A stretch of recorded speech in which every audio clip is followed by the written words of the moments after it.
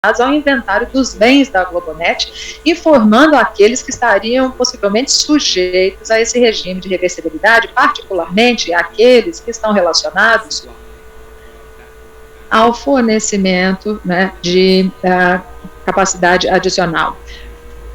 E também é preciso levar em consideração a conformidade também com as condições da futura fusão da Globonet com a Vital. Seguindo, então, para as operações propriamente ditas, conforme mencionamos, né, quando essas operações foram anunciadas, em 2021, mencionamos que a operação tinha um valor de 20 bilhões de reais e o valor total dos ativos seria de 95 bilhões juntamente com a Oi, tornando esse como um dos únicos negócios de capital privado aqui no Brasil, e que foi, na verdade, uma evolução que foi alcançada, isso em meio a um período de muita insegurança, de extrema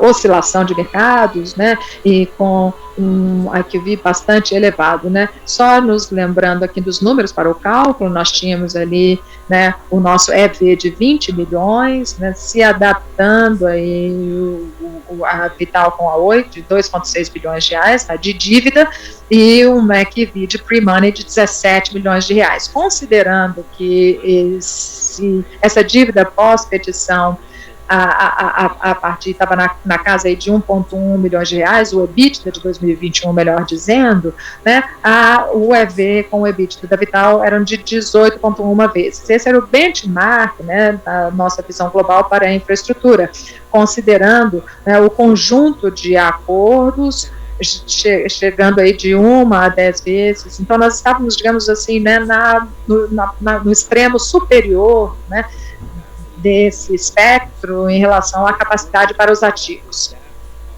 Essas dívidas de 2,6 bilhões de reais após o fechamento, se espera que haja um período de pagamento em relação à Oi. Essa dívida será paga com os devidos ajustes de 115% de CDI. Isso deve ser pago até 90 dias após o fechamento. O valor dessa dívida hoje é de 2,7 milhões de reais e após do período de pagamentos será posteriormente ajustado ainda por 115% do CDI. Estrutura no fechamento. Componentes primários e secundários. Primários de 1,77 milhões de reais, levando o nosso valor patrimonial EQV pós-fechamento 19,18 e ações compradas emitidas com porcentagem do total de 9,3%. Secundário, 8 milhões de reais, deixando e 41% das ações, levando a uma composição final da BTG de 51% das ações e da Oi de 49% no fechamento, que é a condição exatamente prevista no aditamento do plano e de acordo com os valores primários e secundários, os valores atualizados ontem. Essa foi a posição da estrutura no fechamento. Seguindo para os detalhes dessa estrutura no fechamento, então, primário completamente recebido e o secundário de 8 milhões de reais tem dois componentes. O primeiro foi recebido no pagamento, essa primeira parcela, no valor de 4,2 milhões de reais, e haverá uma segunda e uma terceira parcelas. A segunda parcela devendo ser paga até dezembro de 2022, correspondente ao valor de 1,3 milhões de reais, e terceira parcela deve ser paga até dezembro de 2023, no valor de 2,4 milhões de reais. Ambas essas parcelas serão atualizadas conforme a Selic. E aqui nós temos as participações correspondentes no fechamento já mencionadas, 51% e 49%. Agora, pensando nos ajustes componentes secundário após o fechamento, será pago em 3 parcelas, como já mencionado, e será efetivado conforme os pagamentos que devem ser feitos em relação à Globonet. Então nós temos aqui, após a primeira parcela já fechada, teremos a segunda e a terceira parcelas que foram negociadas como parte do acordo para se ter um pareamento perfeito de fluxo de caixa de acordo aos pagamentos que precisam ser feitos à GlobeNet LTLA de 2022 a 2024. Em essência, isso representa o acordo e uma conclusão dos pagamentos de lado a lado, um pareamento perfeito de ambos os fluxos de caixa, significando que ambas as partes podem ter a certeza de que os componentes secundários ainda a ser recebidos vão corresponder completamente aos pagamentos que a Oi precisa fazer para a GlobeNet de 2022 até 2024. O novo perfil do LTLA, que é o contrato de locação de longo prazo da Oi GlobeNet, temos aqui os dois pagamentos representando 22 e 23, temos 0 e 24, de acordo com as condições no negócio, nós já adiantamos os pagamentos de 2024 para 2023. Conforme recebermos a terceira parcela, já será paga a GlobeNet, e depois disso teremos um continuamento dos pagamentos de 2025 até 2028. Com isso, há uma certeza nesse negócio, e ele conseguirá dar um fechamento num componente muito importante dos pagamentos que a Oi precisa fazer até 2024, permitindo a incorporação total da GlobeNet. Agora nós podemos observar o que acontece após o fechamento. Após o fechamento, haverá uma primária adicional, uma contribuição adicional primária do investidor, assim como a incorporação da GlobeNet. Ambas levarão o nosso valor patrimonial final a 22,3 bilhões de reais. Claro que isso leva a futuros ajustes nas participações, nos números que já foram divulgados de 51% da BTG e 48% da Oi. Além disso, há alguns ajustes contratuais que já foram levados em conta mediante o acordo de investidor que foi assinado entre as partes, o que resultará, no final de todas essas transações, em uma redução da participação da Oi, mas também com melhores termos comerciais em relação aos futuros compromissos da Oi em relação à Vital, não só na base de preço por casa conectada, mas também em termos de índices de reajuste que serão aplicados aos contratos de agora em diante. Começando com a estrutura no closing, 51,49. Aí teremos a primária adicional de 1,6 milhões de reais, que vai levar o nosso EQV a 20,8 milhões e uma porcentagem extra de ações de 7,8%. Depois teremos a contribuição da GlobeNet dessa aquisição de 1,5 milhões de reais, que já foi acordada tanto pela Oi quanto pela BTG antes da assinatura, que vai levar o nosso EQV post-money a 22,3 milhões de reais e as porcentagens de ações totais 6,8%. Agora, um número que não muda, independente de qualquer ajuste de participação, 12 milhões de reais. Isso depois da primária adicional e da contribuição da GlobeNet. Destes valores, o valor que vem para a Oi são os valores secundários e a dívida de 2,7 bilhões de reais que nós já mencionamos.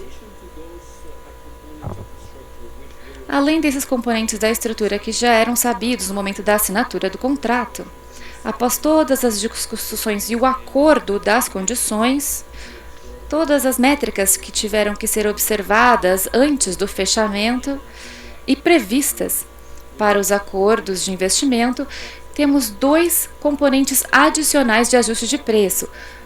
Ambos se relacionam à cláusula de ajuste de participação relacionados ao OPEX e outras métricas financeiras. São componentes que resultam e um ajuste na participação como parte dos acordos. Então, com esses dois ajustes nacionais, um será de 3,65%, já aplicado após o fechamento, levando a participação da BTG a 61,5%, participação acionária, e a segunda parte destes ajustes, de 3,73%, será levada a cabo em 18 meses devido aos termos comerciais ajustados que são mais favoráveis à Oi devido à redução do preço por casa conectada, considerando o que estava previsto na assinatura original dos contratos e aos índices reduzidos também que serão aplicados no futuro como parte deste acordo. Esses dois ajustes serão ainda verificados, então, esse segundo ajuste no período de 18 meses, levar há um aumento aí na participação de 3,73% por parte da BTG, levando a uma participação final máxima de 65,3% da BTG e uma participação mínima final de 37,7% da Oi. Os ajustes ainda serão verificados, como mencionado, devido à aplicação dessas condições mais favoráveis nos períodos subsequentes ao fechamento.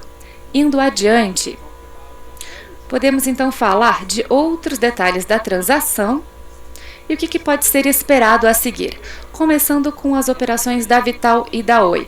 Como já foi mencionado muitas vezes, a Vital tem operado já de forma independente desde o final do ano de 2021, com uma governança separada das operações comerciais da Oi. Toda a equipe comercial da Oi não tinha já visibilidade das atividades da Vital, e isso já representa uma neutralidade total da rede. Agora, com o fechamento, também haverá um comitê de neutralidade independente, que será designado, o qual irá governar essa neutralidade real da Vital em suas operações. E isso será relacionado a todos os players no mercado, e as operações serão como de outro cliente da Vital, as operações da Oi, e vão receber condições iguais e equalitárias em todas as transações comerciais e os contratos estabelecidos. Isso significa que a Vital terá um objetivo importante de atrair, além dos clientes já existentes, clientes adicionais à rede FTTH, e de aumentar as suas atividades comerciais também nas frentes de atacado, com suas operações completamente independentes. É importante lembrar que essa neutralidade da rede já se aplica aos contratos existentes. Embora a Oi seja um tenant muito importante em toda a geografia do país,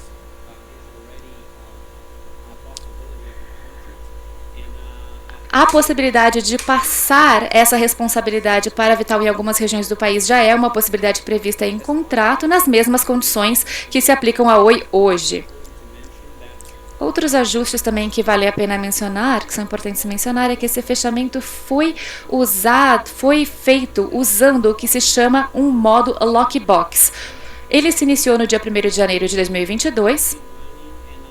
A partir de então, as operações têm ocorrido e precisam ser validadas de acordo com todos os ajustes de caixa relacionados a essas operações, como se o fechamento tivesse ocorrido no dia 1º de janeiro deste ano. Então, todos os ajustes de caixa, os fluxos de caixa, são atribuídos ao novo controlador, começando no 1º de janeiro, muito embora o fechamento tenha acontecido de fato ontem. Isso significa que alguns ajustes de caixa serão feitos de lado a lado e implementados no máximo de 90 dias após o fechamento, através de uma contribuição de valores da Oi para a Vital. Isso ilustra o que nós temos falado, que muito embora a Vital e a Oi estivessem operando como parte do mesmo grupo, isso representa que, no acordo Lockbox, a Oi vai pagar à Vital todos os contratos FTTH como se o fechamento já tivesse ocorrido lá em janeiro, 1º de janeiro deste ano. Ademais, já mencionamos que este acordo foi feito em termos comerciais favoráveis à Oi. em relação ao preço por casa conectada e também os índices futuros, para futuros ajustes dos valores de casa conectada. E isso vai melhorar não só a atração das atividades comerciais, e nós sabemos que isso é muito necessário neste período de comercialização, no qual temos aí todas as questões macroeconômicas do país. Mas a Oi também sendo mais competitiva, significa que a Vital também poderá ser mais competitiva no mercado, já que foram estabelecidos os valores na faixa mais baixa que serão aplicados a todo o mercado. Além disso, é importante mencionar que os ajustes finais no modelo de operação como parte do contrato também permitirão que a Oi mantenha um controle estratégico das casas do cliente através da propriedade dos equipamentos nas localidades das casas, chamados de ONTs. Estes permanecem sendo ativos da Oi. Isso não só permite que a Oi controle a experiência na casa, na localidade, também fornecendo uma experiência diferenciada para seus clientes, mas também permite novos modelos de negócio com os clientes, modelos melhorados que terão a casa como ponto central. Também temos a Ser Rede, que é a empresa de serviço, a subsidiária da Oi, e esta continuará fornecendo serviços à Vital. Em relação às instalações dentro das casas dos clientes, e aí a Oi terá não só a propriedade dos ONTs, mas também será parte da jornada de instalação. Dessa forma, acreditamos que a Oi continuará sendo capaz de fornecer uma experiência muito positiva para seus clientes, que será aplicada a diferentes modelos de negócio e inovações em relação aos produtos e à sua base de clientes. Além disso, mencionamos um ponto muito importante do contrato, que é um ajuste futuro da participação relacionado ao financiamento de alguns desses ONTs, desses equipamentos locais. No modelo que agora permite a Oi manter os ONTs como parte de seus bens e seus ativos, isso vai eliminar qualquer ajuste futuro de participação que estivessem inclusos no acordo inicial. Agora, quais são as expectativas da Oi para a Vital?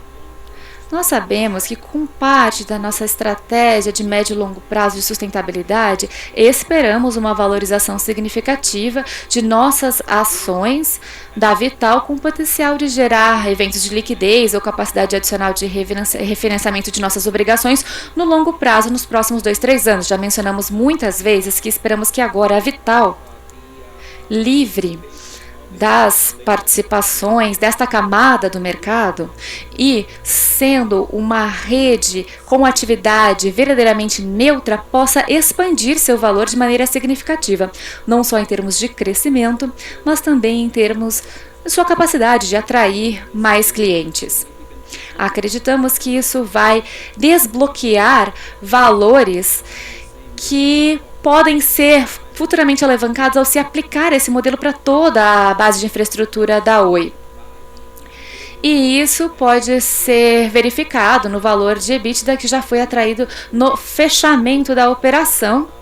Nós acreditamos que a Vital, num futuro muito próximo, poderá ter múltiplos aplicados ao seu caixa e ao seu EBITDA futuro. Além disso, já mencionamos muitas vezes que nós acreditamos que a Vital é um candidato muito relevante para uma abertura no mercado, para uma IPO, e isso, claro, vai apoiar os novos planos do novo controlador, além de um crescimento significativo do negócio no curto prazo.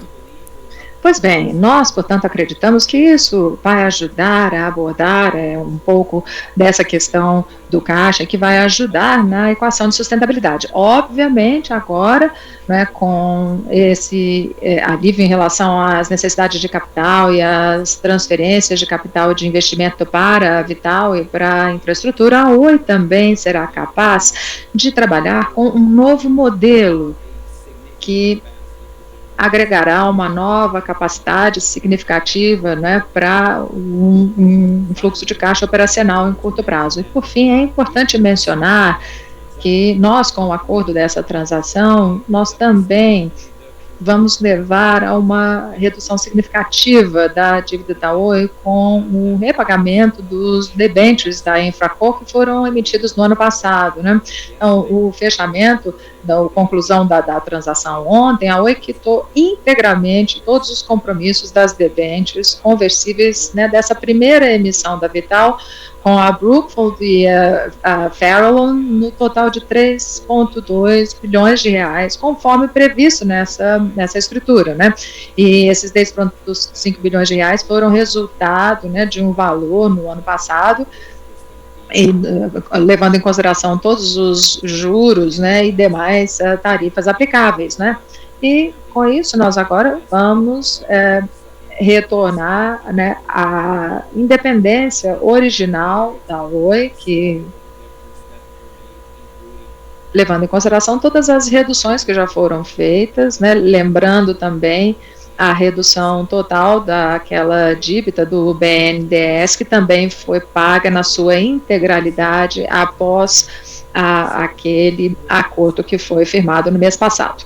E, bom, nós concluímos essa parte da apresentação, mais uma vez, ressaltando que essa é uma transação extremamente complexa, chamando atenção também para o fato de ainda haverá elementos a serem verificados, dados a serem calculados ao longo desse período de 90 dias pós-fechamento, e alguns deles que só poderão ser verificados de fato após o fechamento e a consolidação desses acordos originais, e conforme eu mencionei, haverá alguns ajustes que deverão ser feitos adicionalmente àqueles que foram feitos imediatamente após o fechamento. De sorte que agora eu quero agradecer a todos pela sua atenção e quero abrir agora para a sessão de perguntas e respostas e volto a palavra de volta para o Marcelo, para que ele faça a moderação dessa sessão de perguntas e respostas. Muito obrigado, Rodrigo. Na verdade, por enquanto, nós ainda não temos perguntas aqui listadas e talvez se você desejar fazer as suas observações adicionais. Volto aqui atrás dizendo que nós temos sim uma pergunta. Um minutinho, por gentileza.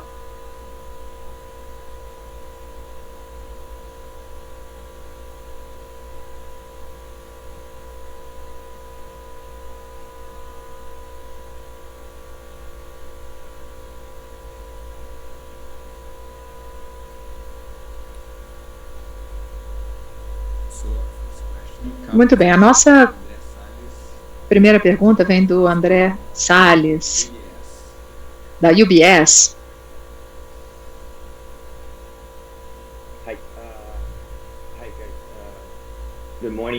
Muito bem, pessoal, muito bom dia, né? Obrigado por acolherem a minha pergunta. A minha pergunta diz respeito, né, a essa aprovação das autoridades americanas em relação a essa fusão dos ativos da GlobeNet. Eu estou presumindo que esses ativos já tenham sido incluídos na contribuição da GlobeNet e, caso não tenham sido, peço desculpas antecipadamente. A pergunta é: quão representativos são eles nos ativos da GlobeNet, considerando toda essa contribuição e a aprovação? E caso, porventura, isso ainda não tenha acontecido, quais seriam as implicações? Obrigado. Muito obrigado, André. André, pergunta muito pertinente essa sua, inclusive, sim, os ativos da GlobeNet US fazem parte, sim, dessa contribuição, mas é quase como se fosse uma contribuição informal, porque a presença da GlobeNet US é como se fosse uma presença já em período de finalização, né? Dada aí as características-chave dessa transação, né?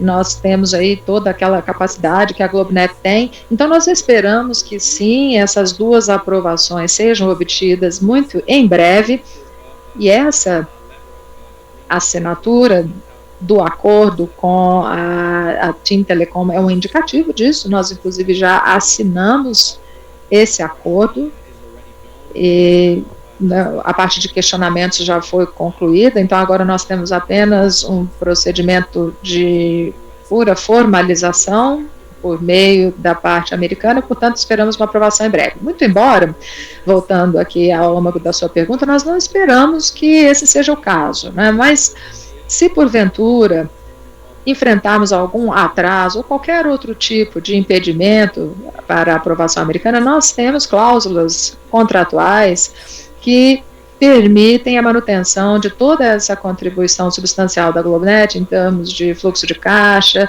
de capacidade, inclusive a terminação desses casos, no caso do mercado americano da GloboNet.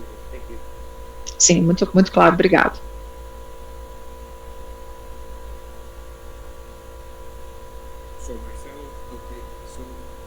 Marcelo, mais alguma pergunta? Sim, nós temos uma pergunta aqui do Marcelo Santos, da JP Morgan.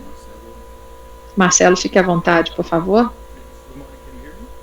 Olá, bom dia, vocês conseguem me ouvir bem? Conseguimos sim, Marcelo. Muito bom dia, Rodrigo, Marcelo, obrigado por acolherem a minha pergunta. Eu gostaria de ouvir um comentário de vocês no sentido de duas mudanças no modelo operacional. Você falou sobre as taxas mais baixas da Vital e, por outro lado, vocês vão continuar a investir nos OTMs, né? E vocês já tiveram aí as projeções no mercado em julho de 2021. Eu estava lendo aqui, né, o triênio 2021 a 2024, vocês disseram à época que a margem do novo negócio em 2024 seria de 17,19%. E o CAPEX chegaria a 7,8% de receita em 2024. Se você puder comentar, né, nessa direção, né, isso poderia talvez nos dar alguns insights, seria excelente. Obrigado, Marcelo. Sim, sem dúvida, há algumas mudanças sutis, muito embora a gente vá manter os ONTs, a nossa intenção é fazer a apresentação de margens de EBITDA ligeiramente mais elevadas, né? E especialmente em relação aos OTNs da Vital. A razão pela qual fizemos isso foi, na verdade, tivemos dois aspectos. Durante a call, nós tivemos aí um controle estratégico melhor e com uma melhor diferenciação se comparado com outros clientes da Vital, e também pelo fato de, no final, né, o rápido desenvolvimento do setor ao longo dos últimos 12 a 18 meses, com uma expansão rápida do FTTH ao redor do globo, e com isso nós teremos a possibilidade de obter CAPEX e cifras muito melhores, considerando a natureza dos ONTs. E também, em virtude da natureza do contrato anterior, foi bastante difícil captar essas sinergias de aumento de precificação desses ONTs com os contratos remanescentes da forma como estavam. Então, foi um acordo com resultados positivos para ambas as partes, né? Nós conseguimos captar e uma redução de preços no futuro, gerando também um aumento direcional no EBITDA que naturalmente se deverá a isso. Então, isso vai representar, provavelmente, apenas alguns pontos aí nesse EBITDA. Nós ainda temos, né, todo um conjunto de ações a serem feitas e claro, né, tudo isso será revelado, mas isso com certeza vai nos ajudar a melhorar alguns pontos no EBITDA. Ótimo, perfeito, muito obrigado.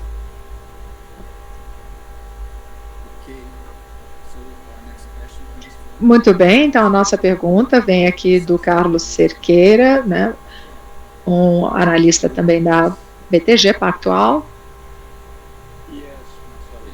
Você consegue nos ouvir, Cadu? Sim, Marcelo, obrigado pela oportunidade, pela palestra também, Rodrigo. Acho que a minha pergunta, ela está aí no chat e é bem próxima daquilo que já foi perguntado em relação aos novos termos contratuais e se isso pode mudar as expectativas em relação às margens de EBITDA, né? Mas eu acho que é a mesma pergunta que o Marcelo acabou de responder, portanto, está quase que esvaziado. Então, eu agradeço, Cadu, você ter se manifestado ainda assim.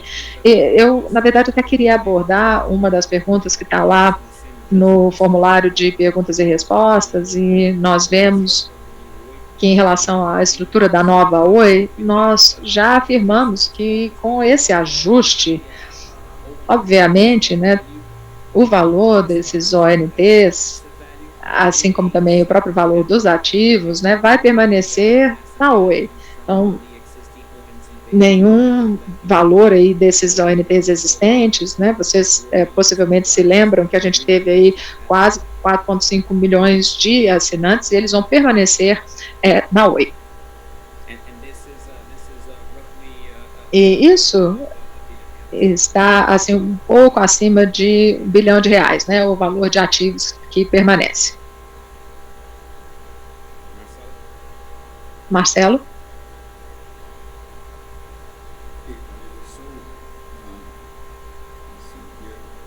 Ok, Rodrigo, deixa-me só dar mais uma conferida, por favor.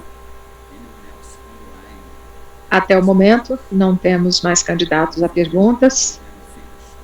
Acredito que já podemos encerrar a sessão de perguntas e respostas e retorno agora a palavra a você para as suas considerações finais. Muito bem, obrigado, Marcelo. E eu estou certo de que haverá perguntas adicionais e eu me coloco à disposição para adereçá-las diretamente com a equipe de IR. E, novamente, algumas dessas perguntas possivelmente só poderão ser respondidas com o tempo, né, na medida em que os desfechos foram sendo revelados após esse período de pós-fechamento. Agora, algo que é importante, que deve ser ressaltado, por ser uma informação relevante para o mercado, inclusive uma das perguntas que acabou aparecendo aí, né, no Q&A, foi o seguinte, né, que os ajustes relativos, né, aos ativos de caixa, em relação ao acordo de lockbox, eles têm dois componentes. O primeiro, como eu mencionei, são aqueles relacionados às operações em curso e aos pagamentos feitos a Vital pelo engajamento dos sistemas no começo do ano. Um segundo componente que está relacionado aí aos ajustes, né, de pagamento de divisas no começo do ano. E isso estava na média de 100 milhões por mês, né, por um total de 7 meses, 700 milhões no total, que já foram ajustados no pós-fechamento, o acordo já incluiu isso, inclusive, e nós ainda teríamos ajustes adicionais a serem realizados, mas que ainda precisam ser verificados, recalculados dentro desse período de 90 dias, e acreditamos que isso vai estar no total em torno de R$1 bilhão. Tendo dito isso, né, acho que essa foi a pergunta mais significativa, que ainda ficou sem ter sido adereçada e que merecia, assim, um certo destaque, e para todos vocês, nós estamos à disposição para lidar com detalhes específicos da estrutura, ou sobre os próximos desdobramentos, na medida em que eles forem acontecendo, e a partir do começo das vendas da UPI, né, no ano passado e também no começo desse ano, e essas questões elas podem ser inclusive feitas e abordadas diretamente pela equipe de AER sem nenhum problema. Então, eu quero agradecer a presença de todos, acredito que nós já podemos considerar essa sessão de hoje encerrada.